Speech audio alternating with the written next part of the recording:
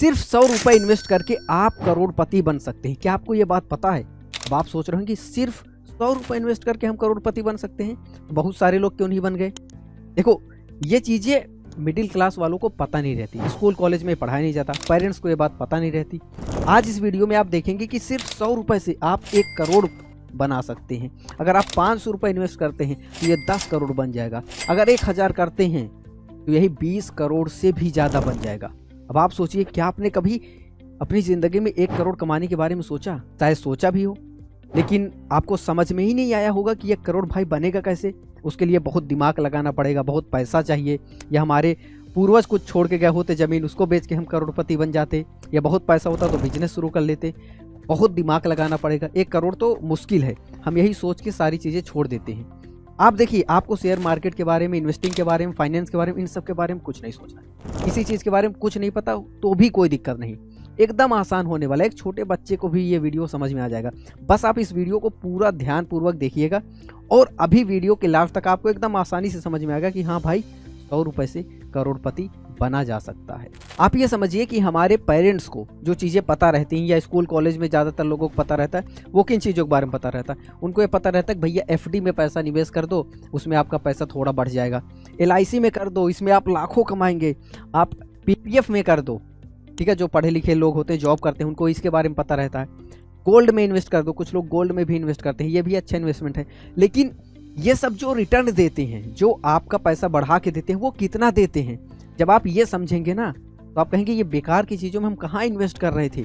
अभी चलो दिखाते हैं। तो यहाँ पे हमने अपनी स्क्रीन शेयर कर दी है। यहाँ पे देखिए, हमने लिखा है एफडी रिटर्न रेट। यहाँ पे अगर आप देखेंगे, सेंट्रल बैंक ऑफ इंडिया ये जो रिटर्न दे रहा है 3.5 से 7% के आसपास दे रहा है। एचडीएफसी बैंक यहाँ पे आप देखिए, ये भी 3 से 7% के आसपास दे रहा है। आईसीआईसीआई बैंक 3 से 7%। तो लगभग जितना भी आप देखेंगे 3 से 7, 3 से 6.5, इसी के आसपास एफडी का रिटर्न है। थोड़ा और आगे हम चलते हैं। जो लोग बोलते हैं पीपीएफ में अगर हम निवेश करेंगे, तो पीपीएफ में भी अगर आप देखेंगे तो ये भी लगभग यहाँ पे आप देखिए 7% आपको ये रिटर्न देता है, ठीक है। और आगे हम चलते हैं। जो लोग एलआईसी करते हैं, भैया हम प्रीमियम भर रहे हैं कि 20 साल बाद हमारे पास इतने लाख होगा, 21 लाख होगा, 22 लाख होगा, वो भी उसकी भी सच्चाई आप देख लो। यहाँ पे आप देखो, इसका जो प्रीमियम रहता है उसमें कितना रिटर्न मिलता है। तो देखो, यहाँ पे हमने सर्च कर लिया है एवरेज एलआईसी प्रीमियम रेट, ठीक है। यहाँ पे आप देखिए रिटर्न रेट कितना है। यहाँ पे आपको दिख रहा है 4 से 6%, बस इतना ही है। अब 4 से 6% हो सकता है कई लोगों को ज़्यादा लग रहा हो, लेकिन अभी जो चीज़ें आप देखेंगे ना, एकदम आपको दिमाग आपका हिला के रख देंगी। जो चीज़ें मैं आपको दिखाने वाला हूँ, यही रिटर्न देख के लोग खुश रहते हैं कि एफडी में इतना मिल रहा है, पीपीएफ में इतना मिल रहा है, एलआईसी में 6%, 7% का रिटर्न मिल रहा है, एफडी में 8% का रिटर्न मिल रहा है। क्या मिलता है, कितना मिलता है, वो जो लोग कराते हैं उनको सच्चाई पता है। बट एवरेज यहाँ पे आप देखेंगे तो 6%, 5%, बहुत ज़्यादा आपको घुमा फिरा के मिल रहा है, बहुत दिमाग आप लगा रहे हैं तो 7%, ठीक है, इसी के आसपास रहता है। इससे ज़्यादा किसी को रिटर्न मिलता ही नहीं, चाहे किसी भी चीज़ में आप कर लीजिए। पुराने ज़माने के लोग गोल्ड को बहुत अच्छा इन्वेस्टमेंट का तरीका मानते थे, ठीक है, उसमें निवेश करते थे। तो गोल्ड को हम भी अच्छा मानते हैं, ये भी ठीक है। तो गोल्ड में अगर आप देखेंगे तो यहाँ पे 7.98% एवरेज लगभग सालाना इसका रिटर्न रहता है। अगर इसको हम मोटा मोटा 8 भी मान लेते हैं तो भी ठीक है। तो एक प्रकार से जितने भी अभी तक आपने देखा, चाहे पीपीएफ हो, चाहे एलआईसी हो, चाहे एफडी हो, इन सब से गोल्ड तो बेटर रहता है। तो यहाँ तक की कहानी में कोई दिक्कत नहीं, यहाँ तक सारी चीज़ें आपको समझ में आ रही। आपने ये भी समझा कि 5%, 3%, 4%, 6%, 7% गोल्ड वगैरह को अगर हम ले लें तो बहुत ज़्यादा, गोल्ड में 8, बाकी सब में 7%, 6%, इसी के नीचे रहता है। 6-7 के नीचे ही रहेगा, चाहे जिसमें आप निवेश कर लीजिए। अब यहाँ से पूरा गेम चेंज होता है। एक विलेन आता है, उस विलेन का नाम है इन्फ्लेशन। और भारत में ये बहुत तेज़ी से बढ़ रहा है, बहुत तेज़ी से। और इन्फ्लेशन रेट क्या है ये भी आप देख लीजिए। इन्फ्लेशन क्या होता है पहले ये समझा देते हैं। इन्फ्लेशन का मतलब होता है महंगाई। तो इन्फ्लेशन रेट मतलब महंगाई दर, हर साल कितने तेज़ी से महंगाई बढ़ रही है, ठीक है। तो यहाँ पे आप देखिए, वर्ल्ड डेटा का ये डेटा है। तो यहाँ पे इंडिया लिखा हुआ है, यहाँ पे इसके सामने आप देखिए 6.7%, 6.7%। तो लगभग इसको एवरेज कर दीजिए तो 6.5% महंगाई दर है। अब यहाँ पे कहानी समझिए। जो लोग अपना पैसा निवेश करके, जिनको कहीं पे 5% रिटर्न मिल रहा है, कहीं पे 6% मिल रहा है, कहीं पे 6.5% मिल रहा है, उस चीज़ को तो ये महंगाई खा जा रही है, महंगाई खत्म कर दे रही। मान लीजिए 6% मिला और महंगाई भी 6% बढ़ गई, तो वो तो जीरो हो गया ना। जो जैसे मान लो किसी ने 1 लाख रुपए निवेश किया है, तो वो सोच रहे हैं 1,06,000 हो जाएगा, 1,05,000 हो जाएगा, ठीक है। किसी को 4% का रिटर्न मिल रहा है, तो वो सोचेंगे कि 1 साल बाद 1,04,000 हो गया। 1,04,000 नहीं हुआ, 6.5% तो महंगाई दर है, तो आपका पैसा कितना बचा? 98,000 हो गया। कहाँ आप सोच रहे थे बढ़ गया? बढ़ा नहीं है, केवल नंबर दिख रहा है। पैसे की वैल्यू घटती चली जा रही है। जो पैसे की वैल्यू घटाता है उसी विलेन का नाम है इन्फ्लेशन। तो इतना समझ लिए। अब आपको एकदम आसानी से समझ में आ रहा होगा कि ऐसे सभी इन्वेस्टमेंट जहाँ पे हमें 6%, 6.5% से कम या उसके बराबर का रिटर्न मिल रहा हो सालाना, उन चीज़ों में भैया हम इन्वेस्ट नहीं कर सकते, उनसे दूर रहना है। ये बातें आपको एकदम आसानी से समझ में आ गई। तो यही होता है इन्फ्लेशन, ये बहुत खतरनाक विलेन है। तो अब यहाँ पे एक फार्मूला आपको समझ में आया, एक नियम, एक सिद्धांत समझ में आया। सिद्धांत क्या है? सिद्धांत ये है कि जो आपका इन्वेस्टमेंट है, ठीक है, ये जो आपका इन्वेस्टमेंट है ये किससे ज़्यादा होना चाहिए? इन्फ्लेशन से। Investment should be always greater than inflation rate, यानी कि इन्वेस्टमेंट पे जो आपको रिटर्न मिलेगा ये रिटर्न ज़्यादा होना चाहिए हमेशा किससे? इन्फ्लेशन रेट से। अब इन्फ्लेशन रेट कितना है? 6.5%, ठीक है। तो यानी कि आपको 6.5% से कम सालाना रिटर्न जो भी दे रहा है उन सबसे दूर रहना है। तो अभी पिछला एग्जांपल हमने दिखा दिया था कि पीपीएफ, एलआईसी इन सब में कितना मिलता है, तो आप समझ गए होंगे कि अब आपको कहाँ पे अपना पैसा लगाना है, कहाँ पे नहीं लगाना है। और अगर आपने ऐसी जगह लगाया है जहाँ पे 6-6.5% से कम का रिटर्न मिल रहा है, तो वहाँ से अब आपको क्या करना है? आपको पता चल गया होगा, वहाँ से सारा पैसा निकाल लेना है। देखो, हमारे कहने से निकाल ना लेना, आप इस चीज़ को समझो कि अगर आप ऐसी कहीं किसी जगह पे निवेश किए हैं जहाँ पे 6.5% से कम का रिटर्न मिल रहा है, तो आपको थोड़ा सावधान होने की ज़रूरत है। बाकी अभी आप पूरा वीडियो देखिए और कहानी समझ में आने वाली है। तो आगे की कहानी समझने के लिए हमें चाहिए क्या? Compound interest calculator. तो यहाँ पे हमने HDFC का ये कंपाउंड इंटरेस्ट कैलकुलेटर है, इसको ओपन कर लिया है। अब यहाँ पे कहानी समझिए। हमने क्या बताया था शुरुआत में? 100 रुपये इन्वेस्ट करके आप करोड़पति बन सकते हैं। तो भैया हमारे कहने से मान लोगे या सच में ये होता भी है? चेक करो, आओ देखते हैं। तो यहाँ पे हम डाल देते हैं कितना? 100 रुपये, ठीक है। 100 रुपये हमने इन्वेस्ट कर दिया। यहाँ पे लिखा है यू कैन इन्वेस्ट टूडे, तो अभी हम 100 रुपये कर सकते हैं। और हर महीने कितना करना है? 100 रुपये, ठीक है। मंथली यहाँ पे लिख गया। 100 रुपये आपको हर महीने इन्वेस्ट करना है। तो अब देखते हैं कि अगर यही चीज़ आप 10 साल तक करते हैं, ठीक है। यहाँ पे हम भी 10 साल कर देते हैं। इसको हटाओ, 10 साल करो, और इसको भी 10 साल करो, ठीक है। 100 रुपये हर महीने आपको लगाना है 10 साल तक। तो अब आप यहाँ पे कहानी समझिए। बाय इन्वेस्टिंग 100 मंथली, अगर आप 100 रुपये हर महीने इन्वेस्ट कर रहे हैं तो 10 साल में कितना हो गया? टोटल इन्वेस्टमेंट जो आपने किया 10 साल में वो 12,100 रुपये किया। 12,100 कितना बन गया? 30,000 रुपये। क्या मिला? कुछ नहीं मिला ना, मज़ा नहीं है ना। आगे कहानी देखो। इसी इन्वेस्टमेंट को आप 20 कर दो। अभी 30,000 हो रहा है, 20 साल बाद हमारा 60,000 हो जाना चाहिए, ठीक है। तो यहाँ पे हम 20 साल कर देते हैं। यहाँ पर कितने समय के लिए इन्वेस्ट रखना है ये भी हम कर देते हैं। 20 साल बाद कितना हो गया? 1 लाख हो गया। 60,000 होना चाहिए, 1 लाख हो गया। तो यही है कंपाउंडिंग की पावर। अभी और देखिए, इसी को अगर आप बढ़ा के हम कर देते हैं 45 साल, ठीक है। यहाँ पर भी हम इसको कर देते हैं 45 साल, ठीक है। 45 साल बाद टोटल इन्वेस्टमेंट हुआ 54,100 रुपये, और ये बन गया आपका 98 लाख। अभी कहानी ख़त्म नहीं हुई, इसको हम बढ़ा के कर देते हैं 50 साल, और इसको भी कर देते हैं हम 50 साल, ठीक है। तो कितना हुआ? 2 करोड़ रुपए। टोटल इन्वेस्टमेंट आपने कितना किया? 60,000, और ये बन गया 2 करोड़। तो कहाँ पे हम बात कर रहे थे 1 करोड़ बनाने की, उसका डबल बन गया 2 करोड़ रुपए। सिर्फ कितना आपने इन्वेस्ट किया? 100 रुपये हर महीने। 100 रुपये क्या, आज के टाइम पे हर दिन 100 रुपये आप उड़ा देते होंगे। समोसा, गुटखा, बीड़ी, जो लोग नशा करते हैं, जो लोग नहीं नशा करते, फास्ट फूड वगैरह, चाय का पानी में, इन सब में तो चला 100 रुपये तो आप इधर उधर ऐसे ही खर्चा कर देते होंगे। आपको कितना बचाना महीने का? सिर्फ 100 रुपये बचाना है। 100 रुपये आप करोड़ कमा सकते हैं। अब आप कहेंगे 50 साल बाद भैया हम नहीं यूज करेंगे। कोई बात नहीं, आप नहीं यूज करो, आप अपने बच्चों के लिए छोड़ सकते हैं ना 2 करोड़ रुपए, वो मौज करेंगे। तो आप करोड़पति बना के छोड़ रहे हैं अपने बच्चों को। अब यही अमाउंट अगर हम 100 रुपये ना करके 500 रुपये कर देते हैं, 500 रुपये हर महीने इन्वेस्ट करना है 45 साल तक, एवरेज रिटर्न 16% यहाँ पे हम लगा दिए हैं। तो टोटल इन्वेस्टमेंट आपका होगा 2 लाख, लेकिन ये पैसा कितना बन गया? 4 करोड़ रुपए। अब एक और एग्जाम्पल कर लेते हैं। ठीक है, हमने स्टार्टिंग में जो बताया था कि अगर आप 1000 रुपये लगाते हैं तो कितना बनेगा, यहाँ पर भी हम 1000 कर देते हैं। ठीक है, 1000 रुपये, 1000 रुपये आप लगाते हैं तो टोटल इन्वेस्टमेंट हुआ आपका 5 लाख, लेकिन ये बन गया 9 करोड़ रुपए। यही रिटर्न, यही जो है इसको अगर आप 50 साल तक कर देते हैं, ठीक है, 50 यहाँ पे हम कर लेते हैं, यहाँ पर भी हम इसको 50 कर लेते हैं। अगर थोड़ा सा आप और वेट करते हैं 5 साल तो यही बन गया 21 करोड़। आपने लगाया 6 करोड़, लेकिन ये बन गया 21 करोड़। तो ये रिजल्ट आपको आश्चर्यचकित नहीं कर रहे हैं, हैरानी में डाल दिए होंगे ना।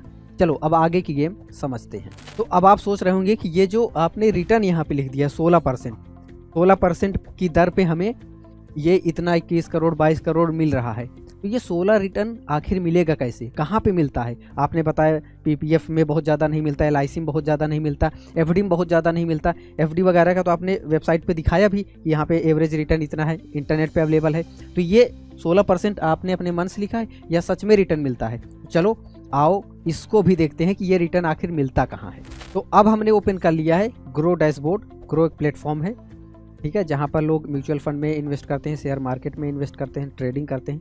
ये प्लेटफॉर्म है, इसको आप भी ओपन कर सकते हैं और आसानी से चेक कर सकते हैं। अब यहाँ पे आप देखिए कि किसको कहाँ पे कितना रिटर्न मिल रहा है। जो आप बोल रहे थे ना कि 15%, 16% आपने कैलकुलेट किया, ये दिखाइए तो सच में मिलता है कि नहीं मिलता। ये देखो यहाँ पे आप देखो, ये है मोतीलाल ओसवाल, 3 साल, पिछले 3 साल का जो रिटर्न इन्होंने दिया है 37%।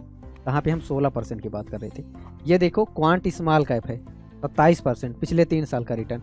पराग पारिक 17%, हमने तो 16 ही लिया था, 17% का रिटर्न। निप्पॉन का देखो 22%। तो ये सब वो म्यूचुअल फंड हैं जो आपके पैसे को कई गुना रिटर्न करके दे रहे हैं। तो प्रूफ के तौर पे आपने ये देख लिया कि म्यूचुअल फंड ऐसे हैं जो हमें कई गुना रिटर्न देते हैं।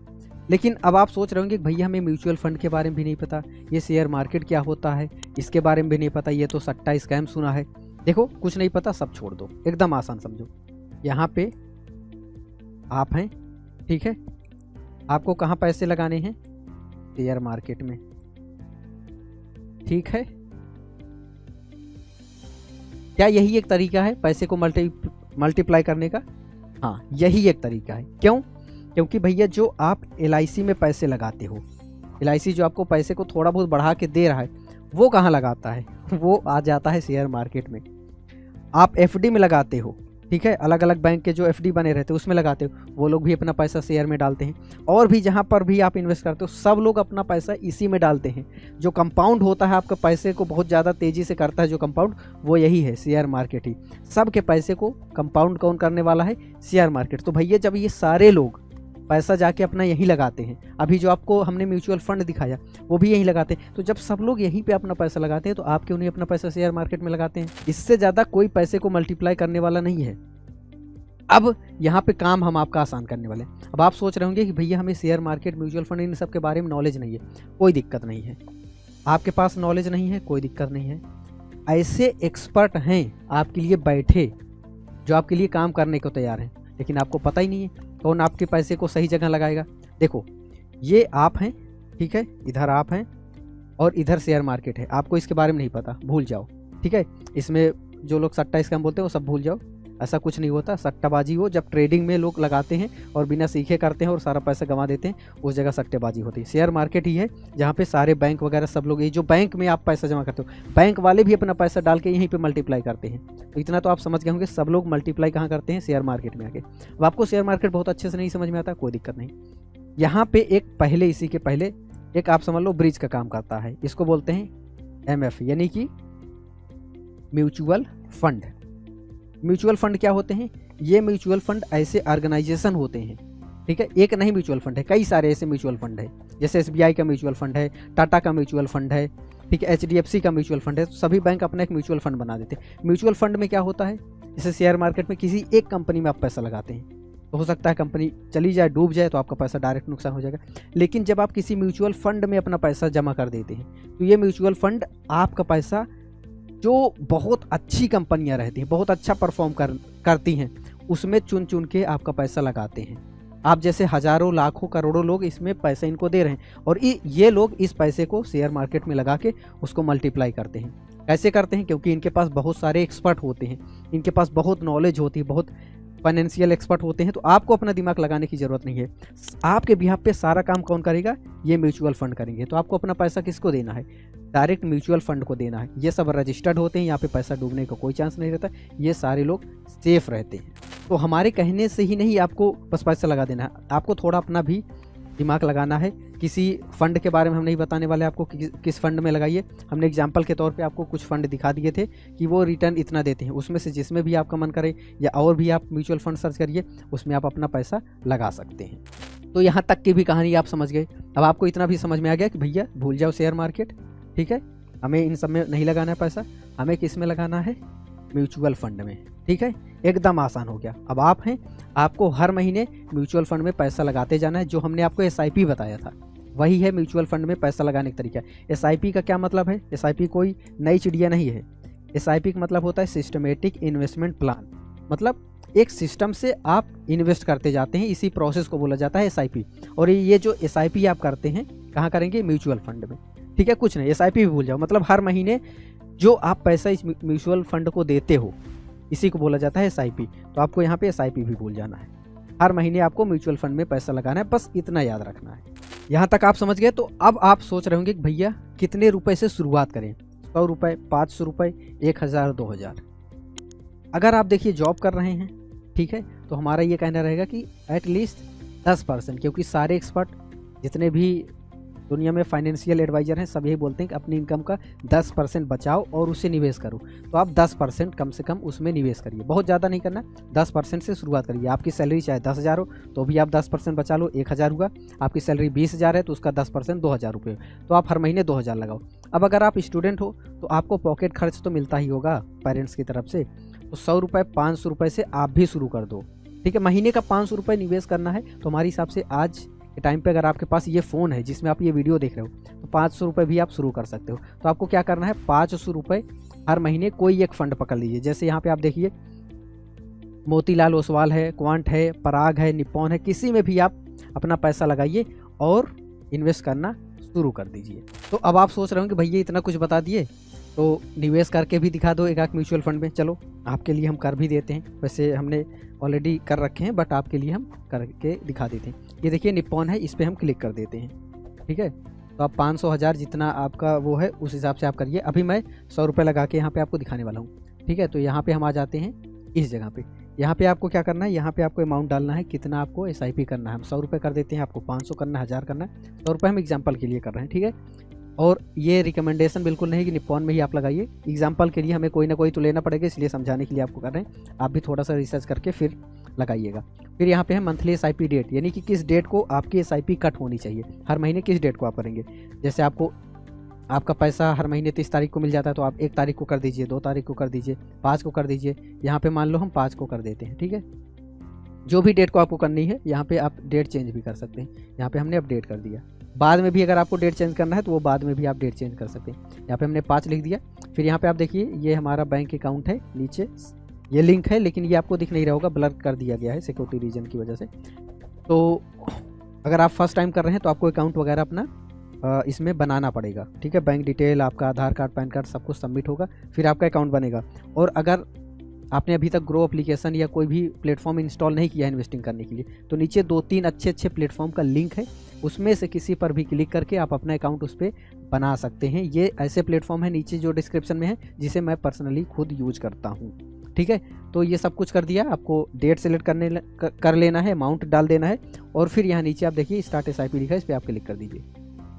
और फिर यहाँ पे हमें OTP डालना रहेगा, आपको ये भी नहीं दिखाएगा सिक्योरिटी रीजन की वजह से, ठीक है। ठीक है, OTP पूछेगा, फिर आप इसको डाल के यहाँ पे कंफर्म कर दीजिए और बस ये प्रोसेसिंग हो रहा है। ये SIP ऑर्डर प्लेस्ड, आपकी SIP शुरू, कुछ नहीं करना, इतना सिंपल, इतना आसान प्रोसेस है, ठीक है। तो बस कहानी यहीं तक थी। आई होप आपको ये वीडियो काफ़ी आसान लगा होगा, एकदम आसानी से सारी चीज़ें समझ में आ गई होंगी, पसंद आया होगा। तो बस आपको क्या करना है, वीडियो को लाइक करके एक प्यारा सा कमेंट लिख देना है कि आपको ये वीडियो कैसा लगा। इसी तरह के और वीडियोज आते रहेंगे जो आपको आपके पैसे को सेव करने के तरीके, उसको ग्रो करने के तरीके, ये सारी चीज़ें आपको इस चैनल पर मिलती रहेंगी। तो अगर आपने चैनल को सब्सक्राइब नहीं किया है, अगर आप चैनल पे नए हैं तो इस चैनल को आप ज़रूर सब्सक्राइब कर लें। बाकी मिलते हैं फिर किसी वीडियो में, तब तक के लिए नमस्कार।